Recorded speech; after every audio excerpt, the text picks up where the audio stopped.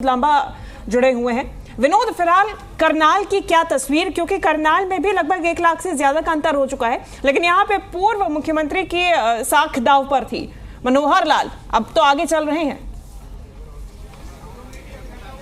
देखिए, निश्चित तौर पर करनाल का अपडेट यही है कि पूर्व मुख्यमंत्री मनोहर लाल 1 लाख से ज्यादा का मार्जिन के साथ अब आगे चल रहे हैं। और नायब सैनी उपचुनाव की बात करें, उनका भी अच्छा खासा मार्जिन है। लेकिन पूरे हरियाणा की बात करें तो 3 ऐसे उम्मीदवार हैं लोकसभा के जो 1 लाख से ऊपर के मार्जिन के साथ कंफर्टेबली जीतते हुए या जीत की तरफ बढ़ते हुए नजर आ रहे हैं। उनमें मनोहर लाल बीजेपी की तरफ से हो गए, रोहतक से दीपेंद्र हुड्डा कांग्रेस की तरफ से हो गए, और सिरसा से अगर बात की जाए तो कुमारी सैलजा हो गई। तो 3 सीट ऐसी हैं जिनमें कंफर्टेबली कहीं ना कहीं मार्जिन है। चौथी सीट एक ऐसी है 70 से ऊपर का मार्जिन के साथ बीजेपी के पक्ष में फरीदाबाद का भी माहौल बनता हुआ नजर आ रहा है, जो आंकड़े निकल कर आ रहे हैं। और महेंद्रगढ़ भिवानी बढ़त लगातार धर्मवीर बनाए हुए हैं, चौधरी धर्मवीर सिंह, उनकी बढ़त बहुत ज्यादा तो नहीं है लेकिन हजारों में है। अब बात करते हैं कि कुछ देर पहले जो आंकड़ा 7-3 था, यानी कि 7 कांग्रेस के पक्ष में और 3 कांग्रेस प्लस आप के पक्ष में थी और 3 बीजेपी के पक्ष में थी, फिर से 5-5 हो गया है। ताजा जानकारी यही है हरियाणा के दर्शकों के लिए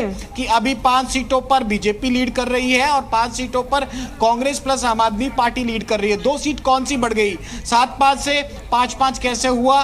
नवीन जिंदल कुरुक्षेत्र की बात कर लीजिए, उनकी बढ़त बनी है। इसके अलावा सोनीपत में मोहनलाल बड़ौली काफी देर बाद सुबह एक बार आगे आए थे, वो भी अब आगे आ चुके हैं। तो 7-3 की जो सिचुएशन थी अब 5-5 हो चुकी है। निश्चित रूप से विनोद, हालांकि अब जो है मुश्किलात बीजेपी की जरूर बढ़ती हुई नजर आ रही है। हमारे साथ में सहयोगी शिवांगी ठाकुर लगातार न्यूज रूम से बनी हुई है। शिवांगी, बिल्कुल विनोद से ये मेरा सवाल है। विनोद, देखिए, आप ही ने वो तस्वीरें हमारे दर्शकों को दिखाई थी जब सत्ता परिवर्तन की बात हुई थी और किस तरह से मुख्यमंत्री का चेहरा बदल दिया गया था, मनोहर लाल को लोकसभा का चुनाव लड़ाना था। लेकिन मौजूदा परिस्थिति को देखते हुए बीजेपी की जो साख है, अपनी साख भी बचानी है, इसके साथ साथ को मिलता हुआ अब नजर आ रहा है। और 3 सीट ऐसी हैं जहां बढ़त भाजपा की नहीं टूटी है, उसके अलावा लगातार कहीं ना कहीं झटका मिल रहा है। और बड़ा सरप्राइजिंग है, गुरुग्राम की अगर आप बात करें, राज बब्बर बाहरी उम्मीदवार के तौर पर उतरे थे और उनके सामने राविंदरजीत, एक बड़े दिग्गज नेता अहीरवाल के। लेकिन अभी तक जो अपडेट मैंने गुरुग्राम से लिया है उसमें मिक्स काउंटिंग कहीं ना कहीं हो रही है। तो जो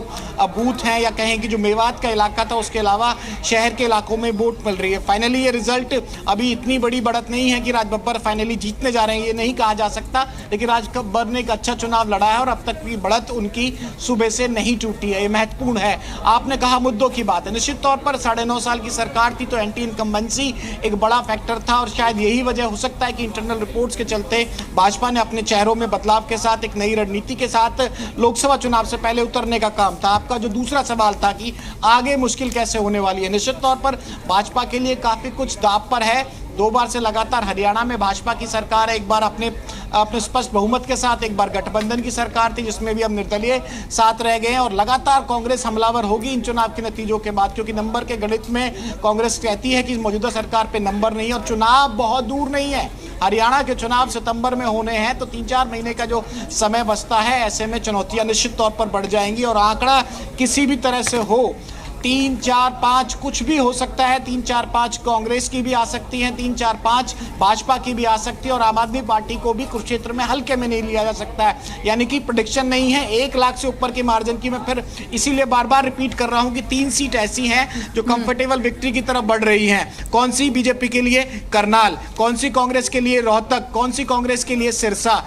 एक फरीदाबाद की सीट है, वो 70-80 हजार के आसपास कृष्णपाल गुर्जर लड़त बनाए हुए हैं, तो दूसरी सीट काफी हद तक सेफ नजर आती है। लेकिन महेंद्रगढ़ भिवानी को अभी भी सेफ नहीं कह सकते हैं। विनोद, वैसे में सवाल ये खड़ा हो रहा है कि इतना पूर्व मुख्यमंत्री मनोहर लाल को संसद तक पहुंचाने के लिए जो प्रपंच रचा गया, उनको मुख्यमंत्री पद से इस्तीफा देना पड़ा। अब ऐसे में वो तो पहुंच जाएंगे क्योंकि अब बढ़त इतनी ज्यादा है, तो संभव है कि अब जीत भी हासिल कर ही ले। लेकिन 10 की 10 का जो दावा था उसमें नाकामयाब कहीं ना कहीं लग रहा है कि बीजेपी हो जाएगी। देखिए 10 के 10 में तो कोई संभावना नजर नहीं आ रही। 2 सीट तो निश्चित तौर पर कांग्रेस की साफ नजर आ रही है, चाहे रोहतक की बात कर लीजिए, सिरसा की बात कर लीजिए।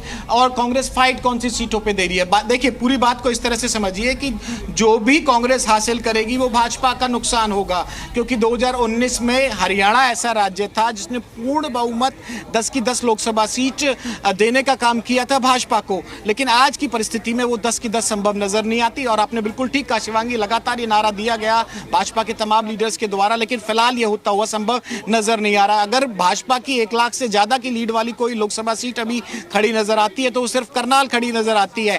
ऐसे में जो इसके अलावा कांग्रेस की बात करें तो 2 सीटों पर उनका जो मार्जिन है 1 लाख से ज्यादा का है। इस लिहाज से अगर देखा जाए तो कहीं ना कहीं 2019 के आंकड़ों में तो घटत होगी, वो 3 पे रुकती है, 4 पे रुकती है या 5 तक भी जा सकती है, इसका इंतजार करना होगा। जी